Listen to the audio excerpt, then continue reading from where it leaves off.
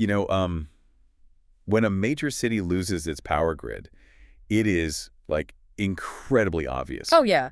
The disruption is immediate. Right, the lights go out in the skyscrapers, the traffic signals go dark, the screens shut down. Everyone notices instantly. It's totally binary. Power on or power off. Exactly. It's loud, it's undeniable, and, an entire infrastructure immediately springs into action to diagnose that failure and restore the system. But when a child loses their power, when it is slowly, like systematically being drained away by someone else, there is no sudden blackout. No, the lights in the house stay on. Yeah. The kid still wakes up, they still put on their backpack, they still sit at the dinner table, Hmm. but underneath that completely normal surface, their entire internal system is just collapsing. It's failing completely. And usually the people closest to them have absolutely no idea. Which is terrifying. And that silent drain is really the core of what we are unpacking today. So, welcome to today's deep dive. Our focus is on the materials from Own Your Power, school bullying, and kids. And what's striking about the clinical data, the child psychology research, and the school policy frameworks we are pulling from today is that they all converge on one fundamental reality, What's that? that bullying is not about conflict. It's not about a misunderstanding between peers. It is the systematic extraction of power from one individual by another. Okay, let's unpack this. Because to stop that theft of power, we have to fundamentally change how we understand the actual mechanics of it, right? Absolutely. We have to look at it totally differently. We are going to completely dismantle the outdated advice that honestly actually makes kids more vulnerable. Yeah, some of the old advice is just so harmful. We need to look at the physiological and behavioral markers that give away what a child is trying to hide. And we're going to walk through the exact neurobiological and behavioral strategies that build actual unshakable resilience. It's such a crucial shift in perspective. I mean, for a long time, the cultural narrative around bullying has been somewhat passive. But kids will be kids, right? Exactly. This idea that it's just an unfortunate rite of passage, or, even worse, that it's somehow provoked by the target. Oh, that's the worst. Blaming the victim. Right. But the current psychological consensus completely refutes that. The goal of this deep dive is to understand the precise mechanics of how vulnerability is perceived and targeted so that you can equip a child to alter that equation entirely. This is about reclaiming agency. And to reclaim agency, you first have to realize it's actually being compromised, which brings us to the sheer scale of what is happening quietly in the hallways and the group chat. Our numbers are staggering. It's so easy to think of this as an isolated issue, just one kid having a hard time. But the numbers show a hidden epidemic. They really do. When you look at the National Center for Education statistics, roughly 20% of students ages 12 to 18 report being targeted at school. 1 in 5. 1 in 5. And the frequency is what really shifts this from an occasional bad day to a chronic stress condition. A third of those kids are experiencing this at least once or twice a month. So it's not a one-off. It becomes the defining context of their entire educational experience. Exactly. And the way that stress is applied has become incredibly sophisticated.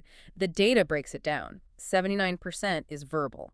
Which we often minimize, right? We call it teasing. We do, but it actually lays the groundwork for all the other forms. It establishes the power dynamic. It's like they're testing the waters to see what the target will tolerate. Spot on. Then you have the 50% experiencing social or relational bullying, and this is arguably the most insidious. Social bullying, meaning like...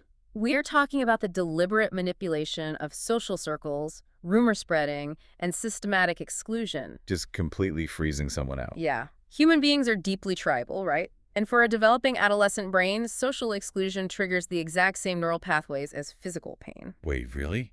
The exact same pathway? Yes. The brain interprets social exile as a literal threat to survival. That actually makes perfect sense when you think about evolutionary biology.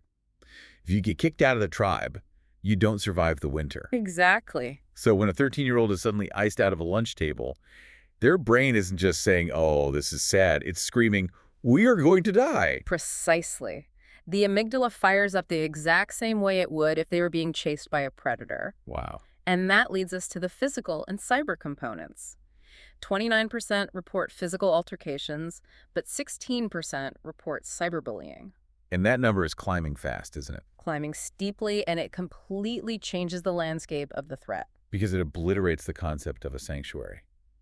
I mean, 30 years ago, if you had a terrible time at school, you eventually heard the final bell ring. You gotta go home. Right, you got on the bus, you went into your house, you closed the door, and you were safe. The threat was physically contained to the school grounds. But now, Now, the harassment follows the child directly into their bedroom via their phone. It's a 24/7 siege. There's no break. which perfectly explains the most heartbreaking data point we have in all of this material. The vast majority of kids who are experiencing this chronic, multi-front assault never say a word about it to their parents. If you are listening to this and you have a child in your life, you have to really sit with that reality. Why would a child who is suffering daily, whose brain is registering a constant survival threat, keep that a secret from the people whose exact job is to protect them? The psychology here is layered, but it starts with profound shame. Shame is the great silencer. It really is. A child experiencing chronic targeting begins to internalize the narrative of the bully. If someone tells you every single day that you are worthless or annoying or ugly and nobody intervenes, You start to believe it. you eventually stop seeing it as an attack and start seeing it as an objective reality. The child thinks, if I tell my parents, I am just confirming to them how broken I am. No, that's devastating. And then there's the fear of escalation. Right. If they tell an adult, the adult will confront the school, the bully will find out, and the retaliation will be 10 times worse. And honestly, that fear is often justified, unfortunately, if the adult handles the disclosure poorly. We'll get into that later. Yes, we definitely will. But there is another uniquely modern psychological barrier that keeps kids quiet. And it revolves around how adults try to, quote unquote, protect them digitally. Oh, the phone confiscation threat. This is Because huge. it's a massive barrier. A parent finds out their kid is being destroyed on a specific app, and the parent's immediate logical response is, I am deleting that app and taking your phone until this blows over.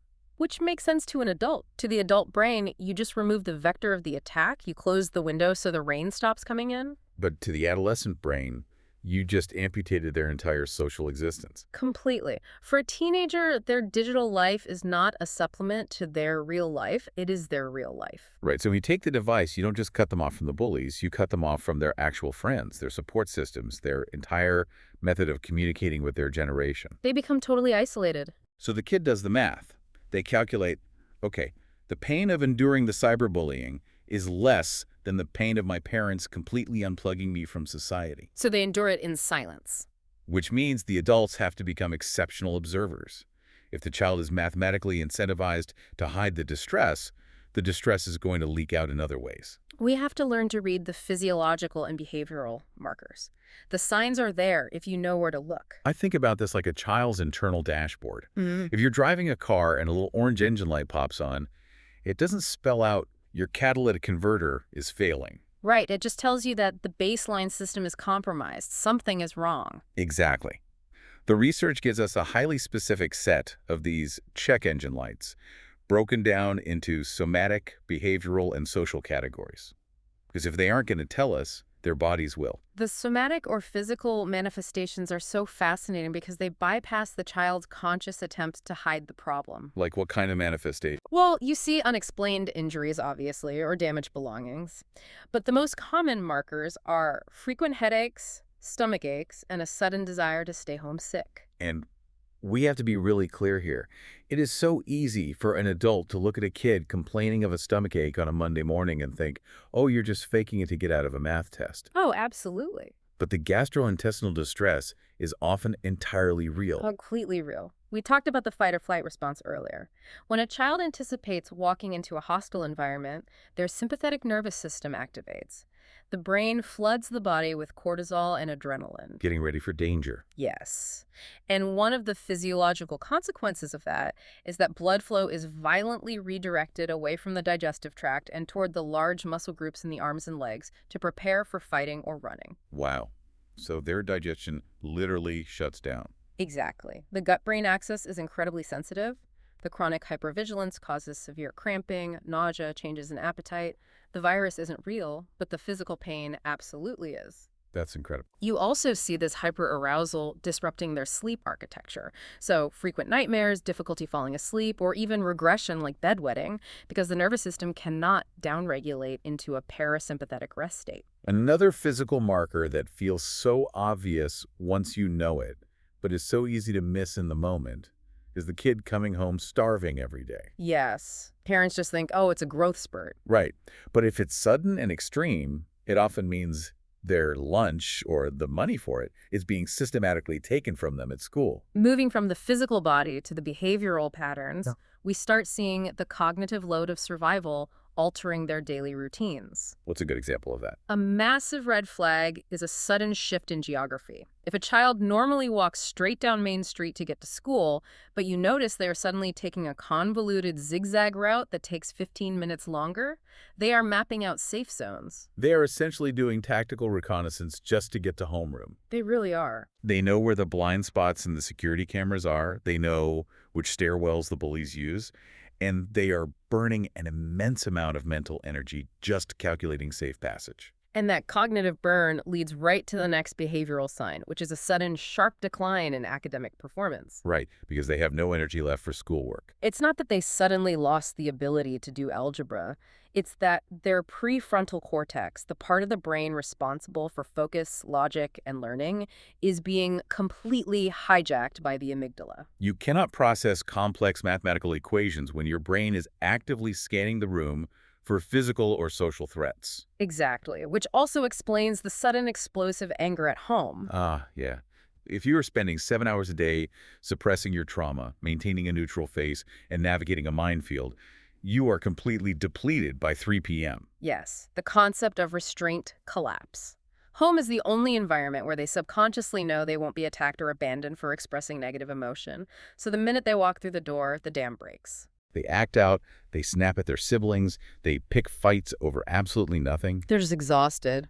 Okay, I have to play devil's advocate here for a second, because if you are a parent listening to this, you might be thinking, look, mood swings, explosive anger, declining grades, withdrawing to their room, changing friend groups. Isn't that just the absolute textbook definition of a teenager going through puberty? It's a very fair question. How do you distinguish between the hormonal chaos of normal development and the traumatic response of being bullied? That is the critical distinction to make. Development versus trauma. The key is in the suddenness of the shift and the clustering of the symptoms. Suddenness and clustering. Okay. Puberty is a transition, right? It happens gradually over months and years. Trauma responses are abrupt. If your usually talkative 13-year-old takes 6 months to gradually spend more time in their room and less time with the family, that's normal development. But if they come home on a Tuesday, completely shut down, stop eating, suddenly refuse to walk their normal route to the bus, and drop 2-letter grades in 3 weeks. That is a cluster of check engine lights all flashing simultaneously. It's a drastic departure from their specific established baseline. And when you see that cluster, the methodology for investigating it requires extreme delicacy, doesn't it? Oh, extreme. Because if you just walk into their room and demand, "Are you being bullied?" they will almost certainly deny it. They will default right back to the shame and the fear of escalation we talked about earlier. Right. Direct interrogation feels like just another threat to them. The clinical advice here is to use open-ended, low-stakes questions that don't demand a defensive answer. Like what? Instead of asking what's wrong, you ask, what was the best part of today and what was the absolute worst part? Or who did you end up sitting with at lunch today? You are looking for anomalies in their narrative without making them feel like they are on the witness stand. Exactly. And if they do give you a threat, if they say, well, I sat alone because Mike told everyone not to let me at the table, your reaction in that specific moment is everything. Because if you overreact, You have to maintain absolute emotional neutrality, which is incredibly difficult when someone is hurting your child. But if you visibly panic or get visibly furious, the child suddenly feels responsible for managing your emotional state on top of their own trauma. they will immediately backpedal and say, oh, it's fine, it's not a big deal, just to calm you down. They will shut down again. Okay, so let's say we navigate that perfectly. The child opens up, the truth is on the table. Mm. They are being actively targeted. Now we hit a massive inflection point because the historical advice that adults have handed down for generations completely clashes with modern behavioral science. It really does. I'm talking about the universal default advice. Just ignore them. It has been the absolute bedrock of parenting advice for decades. If you ignore them, they won't get a reaction and they'll get bored and move on. Well, the clinical data suggests that advice is not just ineffective, it is actively dangerous. Why does ignoring a bully fail so spectacularly? If you look at the clinical data, specifically a really comprehensive 2019 study published in the Journal of Clinical Child and Adolescent Psychology, The strategy of ignoring the behavior was effective in only 18% of cases. 18%. Right. That means for 82% of children, doing nothing either prolonged the abuse or caused it to escalate. An 82% failure rate. I mean, if a medication failed 82% of the time, we would pull it from the market immediately. Yeah. We keep prescribing ignore it to kids. We do, and it's doing so much harm. I think we do it because we are projecting an adult social contract onto a middle school hierarchy. You know, if someone cuts me off in traffic or makes a rude comment at a coffee shop, ignoring it is the safest, most mature response for an adult. Yeah. But adolescents operate more like a primate troop testing dominance. That is a brilliant way to frame it, actually. Adult interactions are usually transactional and fleeting. Bullying is a sustained ecosystem of power. When you tell a child to ignore the abuse, you are inadvertently engaging in operant conditioning. For the victim, it's negative reinforcement. They learn that their boundaries don't matter, which breeds learned helplessness. And for the bully. For the bully, it's positive reinforcement. Silence looks exactly like submission. It signals that there will be absolutely no friction, no social cost, and no consequences for their behavior. It emboldens them. So if passivity fails 82% of the time, what is the alternative? Because we obviously aren't telling kids to start throwing punches in the hallway. No, definitely not physical retaliation. The alternative is assertiveness. That same 2019 data showed that when children responded assertively, clearly communicating boundaries without escalating into physical aggression, it was effective in 57% of cases. That is a massive statistical leap. It really is. And to understand why assertiveness works, we have to look at the psychology of the aggressor. And this shifts the entire paradigm. Mm. The research from Wolk and Larea at the University of Warwick completely dismantled my assumptions here. Because we tend to think bullies are just looking for a fight. But they aren't. They really aren't looking for a sparring partner. What are they looking for? They are executing a calculated strategy to elevate their own social standing, and they're looking for a low-risk target to do it with. They want an ATM they can withdraw power from without paying a fee. Oh, that's a great analogy. Wolk and Larea's research proves that targets are selected based on perceived vulnerability, not provocation. That is the crucial sentence right there, perceived vulnerability. The bully scans the room, looking for the kid who looks down, who shrinks, who won't push back. Exactly. If you change the perception of vulnerability, you completely change the bully's risk-reward calculation. You made yourself a bad investment for their time. Exactly. So how does a child actually execute that? The research outlines 5 highly specific behavioral steps to effectively disrupt the bully's script. Let's go through them. Step 1. Step 1, as we've discussed, is breaking the silence. Tell someone you trust. You cannot fight a systemic power imbalance in total isolation. Okay. Step 2 is the actual deployment of assertiveness, using a strong, calm voice. And the word calm is doing a lot of heavy lifting there, isn't it? It's the most important word in the step. The research is very clear that you do not yell, you do not cry, and you do not hurl insults back. Why is the calm delivery so devastating to the bully's strategy? Well, it's because the bully is, they're trying to provoke dysregulation. They want to see you lose control. Right, because losing control proves they have power over you. Exactly. So when you just look them in the eye and say, in this completely steady, unaffected voice, like, stop talking to me like that, or that is not okay, you deny them that dopamine hit of your reaction. You're starving them of the reaction they want. Precisely. You are holding your ground emotionally, which signals to them that their tactics are failing. Step 3 goes hand in hand with that. Walk away and find your people. Bullying is almost always a performative act. It's always for an audience. They were doing it to gain status in front of other people. If you deliver your calm boundary and then physically remove yourself from the stage, you drain the oxygen from the fire. You don't linger to debate them. You state the boundary and you leave. And step 4 brings us back to the digital and administrative reality. Keep evidence. The paper trail. Yes. If this is happening online, you screenshot the comments, the DMs, the excluded group chats. If it's physical, you write down the times, the locations, and who was standing there. That actually shifts the child from feeling like a helpless victim to feeling like an active investigator building a case. It really does. It restores a profound sense of internal control. And step 5, which is probably the hardest one for a lot of kids, do not retaliate.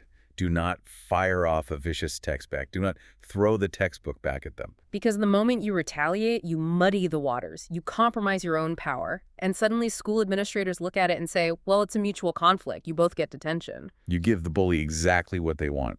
plausible deniability. Right. Now, those 5 steps are the gold standard for adolescence. But if you're listening to this and you've got a first grader or a third grader, the cognitive application is totally different. Oh, for sure. You cannot tell a 7-year-old to gather screenshot evidence and maintain a meticulous diary of microaggressions. No, you can't. For the younger kids, ages 5 to 8, we have to make it visceral and physical.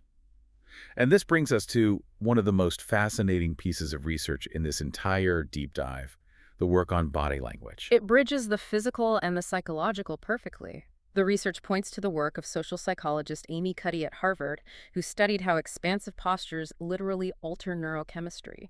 We're talking about teaching young kids big body language. You literally tell a second grader, stand like a superhero. Plant your feet shoulder width apart, put your hands on your hips, pull your shoulders down and back, and lift your chin. But it's not just about looking tough to the other kid, right? It's about what is happening inside the child's own endocrine system. Exactly. The brain is constantly checking in with the physical body to determine how it should feel. If a child is hunched over, making themselves small, the brain assumes they are under threat and releases cortisol, the stress hormone. Which just increases anxiety and the desire to flee. But Cuddy's research demonstrated that taking an expansive, open posture for just 2 minutes begins to lower cortisol levels while simultaneously increasing testosterone, which is the hormone associated with dominance and confidence. So even if the child is terrified on the inside, forcing their physical body into that superhero posture literally tricks their brain into manufacturing courage. It's a biological hack. And simultaneously, it broadcasts to the bully that this child is not the vulnerable, low-risk target they were looking for. It's a dual action defense. You regulate your own neurochemistry while altering the aggressor's perception. But, that brings up a really important limitation.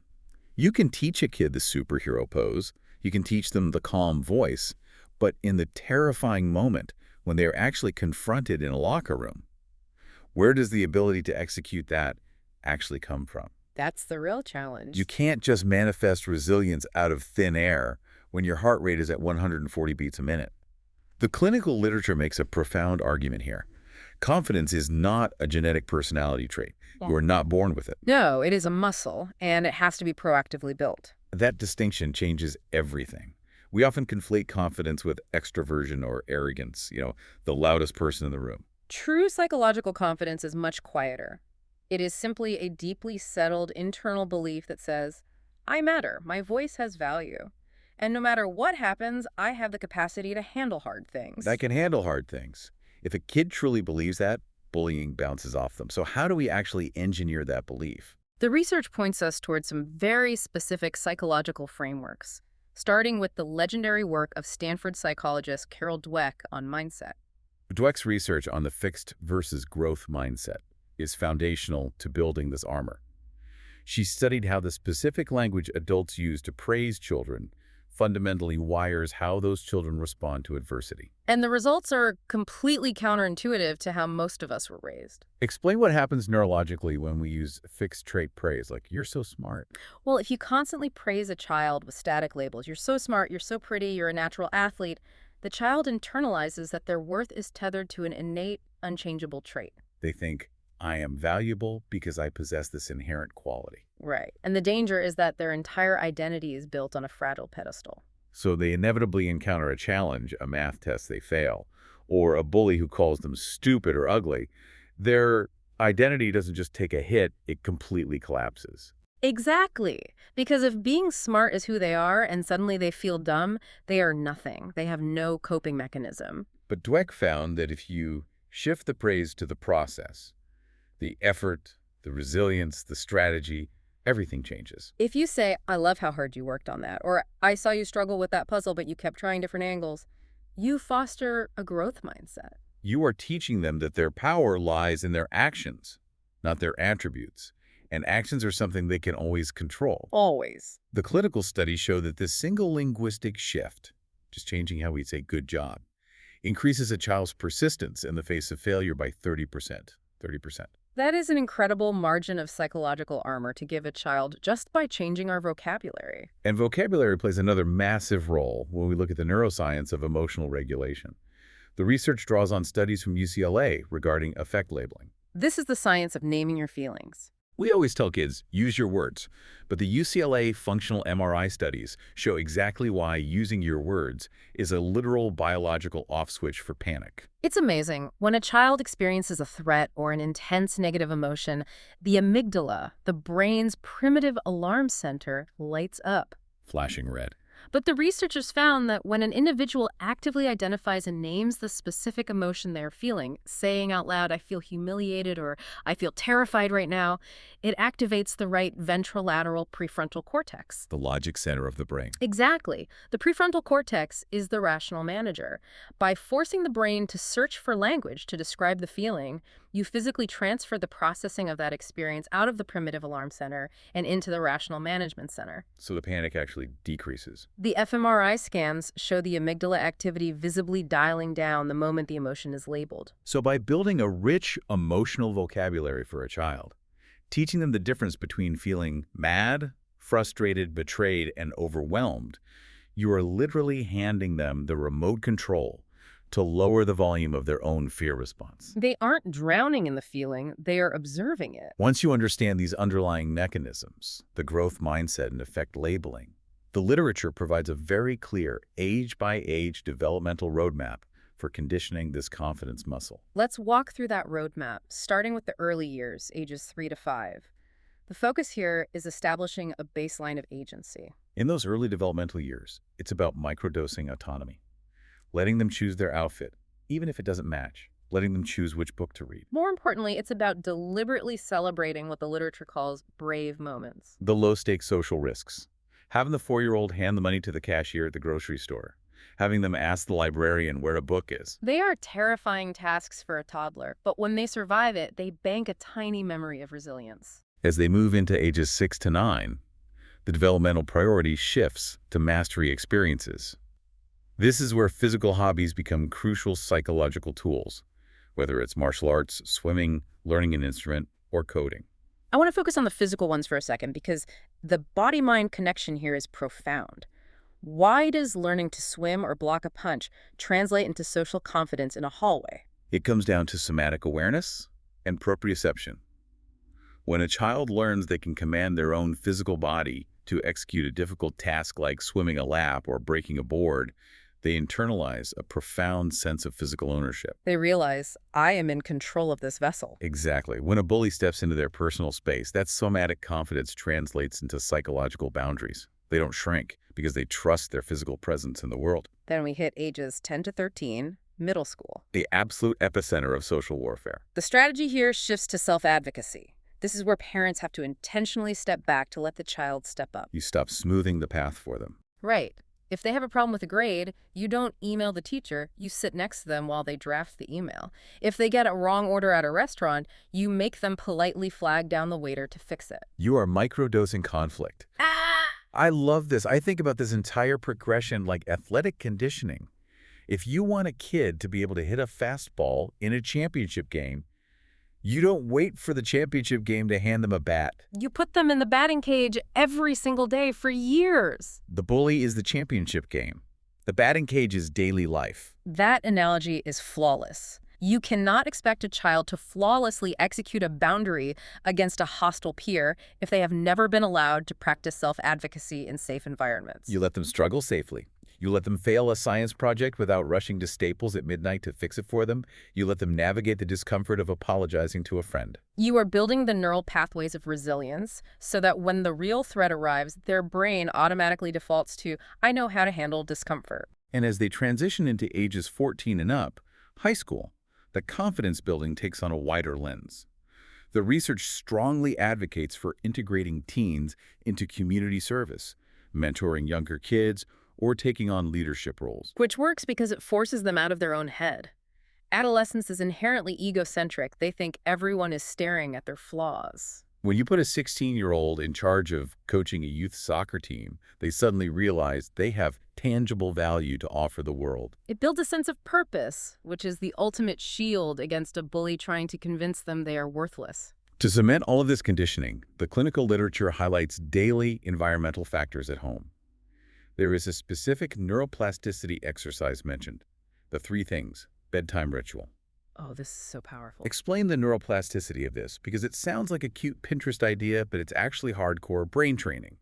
Before bed, the kid has to name 3 things they're grateful for, 3 things they did well, and 3 things they're looking forward to. Why does that work? Because human brains have a negativity bias. We are evolutionarily wired to scan for threats and dwell on negative interactions to protect ourselves in the future. A bullied child's brain is obsessively looping the trauma of the day. The 3 things ritual forces the brain to consciously scan the environment for positive agency. Doing this right before sleep, when memory consolidation occurs, physically strengthens the neural pathways associated with optimism, self-worth, and hope. It is actively pushing back the dark. And the final piece of the armor, the most critical variable in the entire equation, is the parent's voice. The research states that verbalizing your belief in the child is non-negotiable. Saying out loud every day, I believe in you, I trust your judgment, you are resilient. Because the psychological goal is internalization. The parent's external voice eventually becomes the child's internal monologue. When a bully whispers, you're a loser, the child's first involuntary cognitive response needs to be the echo of their parent saying, you are incredible. If you haven't built that voice, the bully's voice is the only one they hear. So we've spent years building the armor. The mindset is growth-oriented, the emotional vocabulary is rich, the body language is expansive, but no armor is invincible. Eventually, a hit gets through. The child breaks down, they come to you, and they say the words, I'm being bullied. We talked earlier about staying calm, but the literature, specifically the Obly's Bullying Prevention Program, maps out the exact protocol for the first 60 seconds after disclosure. Those first 60 seconds dictate the entire trajectory of the child's healing process and whether they will ever trust you with their vulnerability again. The protocol requires extreme emotional discipline from the adult. Step 1.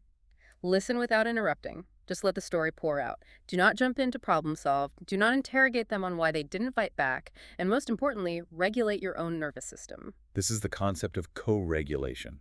A child in distress has a dysregulated nervous system. They are looking to the adult to act as an anchor. If you match their panic or if you escalate into fury on their behalf, their nervous system registers that the environment is even more dangerous than they thought. Your calm, grounded presence is what allows their amygdala to finally power down. Step 2. Validate the feelings explicitly. You look at them and say, that sounds terrifying. Thank you for being brave enough to tell me this is not your fault. You remove the shame immediately. Step 3 is where you begin to rebuild the power dynamic the bully took away. You ask them what would feel most helpful right now. Giving them agency. Exactly. You do not unilaterally dictate the solution. You ask if they just need to vent, if they want to brainstorm responses, or if they want you to step in. Even if you ultimately have to intervene for their safety, involving them in the decision-making process proves to them that they still have control over their life. Now, I want to spend significant time on what parents absolutely should not do, because the primal biological instinct of a parent is to protect the offspring at all costs. The mama bear instinct. And that instinct usually drives us to make catastrophic strategic errors. The biggest warning in the literature is, do not confront the bully directly, and do not confront the bully's parents. I know the overwhelming urge is to march over to their driveway, ring the doorbell, and demand justice. But why is that the worst possible move? Because it immediately triggers defensive posturing.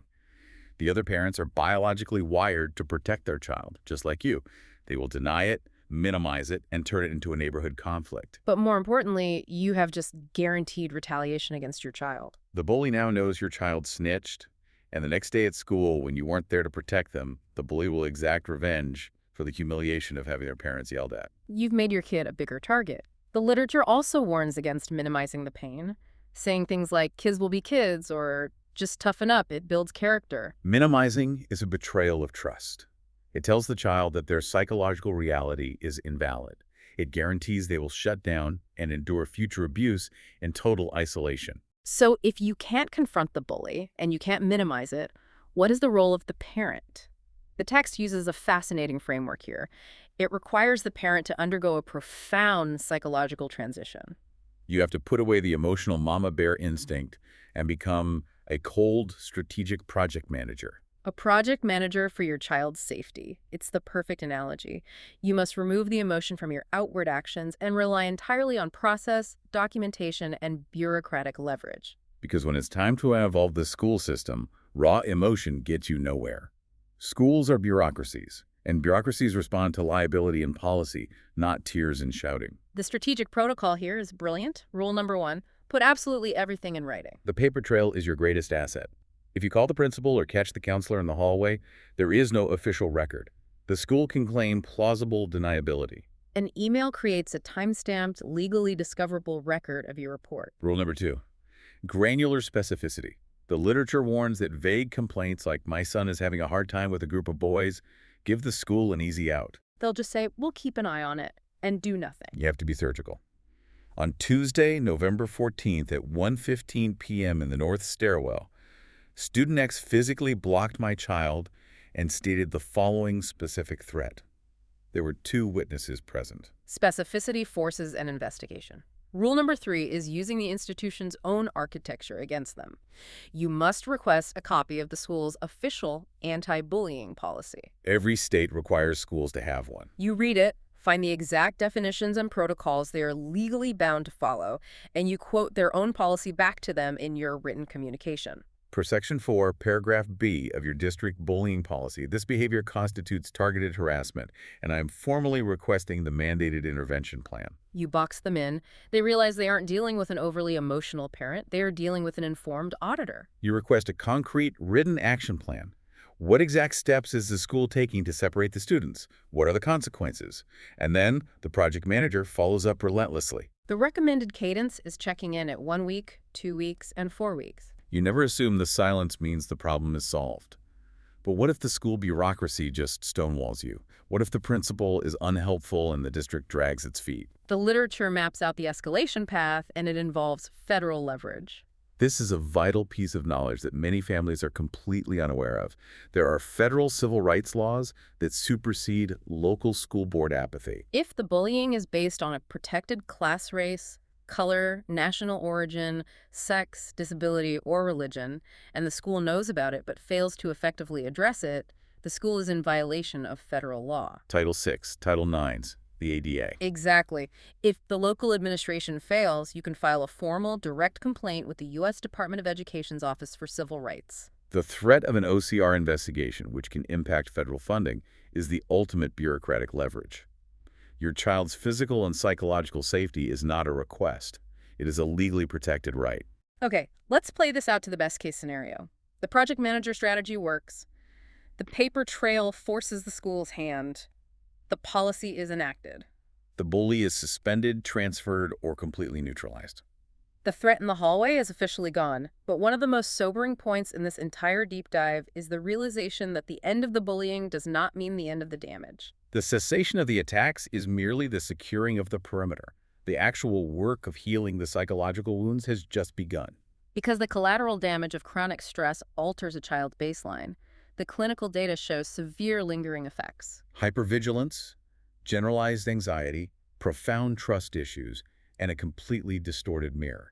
They still hear the bully's voice when they look at themselves. How do you detoxify a child's self-image after months of systemic teardown? The recovery protocol involves a 5-step cognitive reframing process. The very first step is linguistic. Name the trauma. We have to stop calling it drama or a tough year. By clearly identifying it to the child as bullying, you strip away the ambiguity. You tell them what happened to you was wrong, it was a systemic abuse of power, and it was entirely about them, not you. Step 2 is actively separating their words from your truth. A bullied kid internalizes the insults as facts. The parent has to sit down and do the cognitive work with them to dismantle those lies. If the bully said you were stupid, we are going to look at the undeniable evidence of your intelligence. You are challenging the false narrative with objective reality. Step 3 is reconnecting with inherent strengths. Trauma makes us hyperfixate on our perceived flaws. You have to manually redirect the child's focus back to their competencies. This isn't just offering empty platitudes. It's about making physical lists of the traits they excel at, the things they love doing, and the positive feedback they receive from safe people.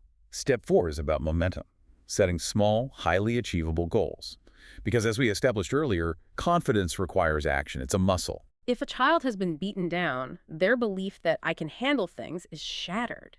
You rebuild it with micro victories, finishing a small project, trying one new activity. Each small win delivers a hit of dopamine that slowly rewires the neural pathways back toward self-efficacy. And step 5 is finding safe harbor, integration into a new, healthy community, whether that is a community theater group, a robotics club, or a new sports team. The brain needs new, positive social evidence to overwrite the trauma of the exclusion. They need to experience what it feels like to be valued by a tribe. But the literature is also incredibly clear on recognizing the limits of parental intervention. There is a specific threshold where the trauma has embedded itself so deeply into the child's nervous system that no amount of bedtime rituals or positive reinforcement at home is going to be enough. And there is zero failure in acknowledging that. If you see persistent signs of clinical depression, self-harm ideation, eating disorders, or debilitating anxiety that prevents them from functioning, you must bring in clinical support. Therapists who specialize in adolescent trauma utilize specific modalities like cognitive behavioral therapy or EMDR that are designed to process and neutralize traumatic memories at a neurological level. Parents are the first line of defense, but clinicians are the trauma surgeons. And we want to explicitly highlight the lifelines provided in the clinical resources. If you are listening to this right now, whether you are a teenager hiding in your room or a parent who feels completely overwhelmed by what your child is going through, you do not have to figure this out alone tonight. The immediate resources are highly effective. The crisis text line is available 24/7 by texting HOME to 741-741. The 988 Suicide and Crisis Lifeline is always active. And for strategic guidance on school intervention, organizations like PACER's National Bullying Prevention Center and StopBullying.gov provide the exact legal and administrative blueprints we discussed today. I want to speak directly to anyone listening who might be in the thick of this right now. Hmm. The core mantra of all this clinical research boils down to this. You deserve to feel safe in your own skin. The way you are being treated is a reflection of a broken power dynamic, not a reflection of your worth. You are enough, exactly as you are. And the one common denominator among every person who has survived this and built a beautiful life on the other side is that they simply refused to surrender their power entirely. They kept going. That is the essence of resilience. Surviving the storm and realizing the storm didn't break you. This has been an incredibly heavy but ultimately empowering journey today. We started by decoding the silent language of trauma, understanding how a child's gut-brain axis and behavioral routines act as check engine lights when they are terrified to speak. We looked at the clinical failure of simply ignoring the threat and how projecting adult social contracts onto adolescents leaves them completely defenseless. We unpacked the exact neurobiology of confidence, how Carol Dweck's growth mindset prevents identity collapse, how labeling emotions cools down the amygdala, and how physical mastery builds somatic boundaries. We transitioned from emotional protectors to bureaucratic project managers, leveraging civil rights laws and paper trails. And we mapped out the cognitive steps to detoxify a child's self-image in the aftermath. It is a comprehensive manual for reclaiming power.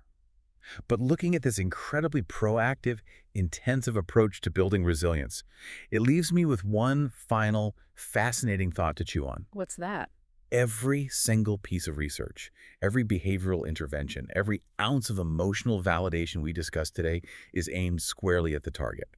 We are pouring all this incredible psychological architecture into the victim to build up their empathy, their secure attachment, and their self-worth. Right, which makes sense. But it makes you wonder, what if we took these exact same intense, intentional practices, the growth mindset praise, the effect labeling, the microdosing of healthy agency, and we somehow applied them universally to every child? Oh, wow. Because bullies aren't born. They are created by their own insecurities and perceived powerlessness. If we proactively built this deep, secure psychological armor for every kid, could we eventually dismantle the exact vulnerabilities that cause a child to seek out power through cruelty in the first place? If confidence is the ultimate armor, it might just be the ultimate cure. That is the ultimate goal of developmental psychology. If we fortify the internal power grid for everyone, the entire concept of stealing power becomes completely obsolete. An incredibly powerful place to end. Thank you for joining us on this deep dive into the research. Keep paying attention to the check engine lights, keep building those confidence muscles, and above all, keep owning your power.